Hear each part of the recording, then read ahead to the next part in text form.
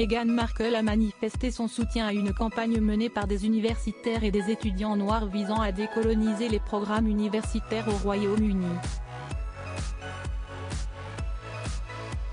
On tient la première, grosse, controverse de Meghan Markle.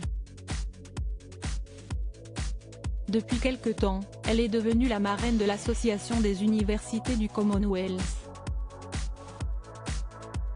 Et avec ce titre, la duchesse de Sussex s'est lancée en politique en luttant contre le racisme dans l'enseignement supérieur, notamment grâce à un mouvement qui vise à confronter les héritages de l'Empire. L'idée ? Promouvoir les penseurs noirs et féministes au lieu des figures masculines et blanches. En janvier dernier, Meghan Markle, alors en visite à l'Université de Londres, avait encouragé le débat. Sauf que le mouvement qu'elle défend aujourd'hui traîne derrière lui une polémique qui n'avait pas plu aux Britanniques les plus conservateurs.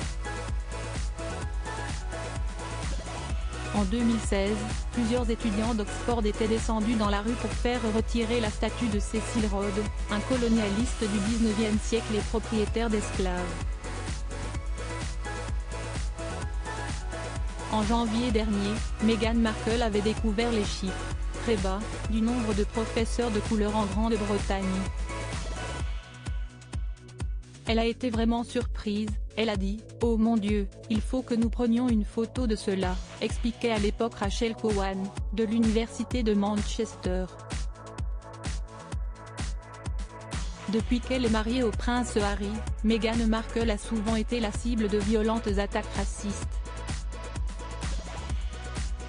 En janvier 2018, des SMS racistes ont été révélés par The Mail on Sunday.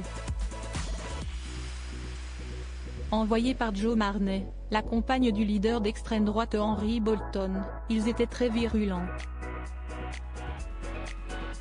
Dans ces messages, elle écrivait notamment que Meghan Markle allait souiller notre famille royale avec sa semence.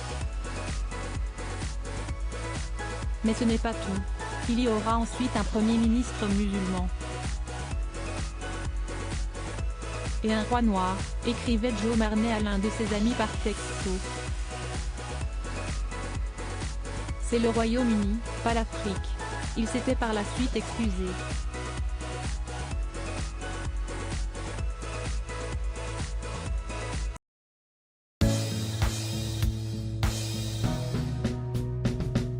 But there's all times through the rough times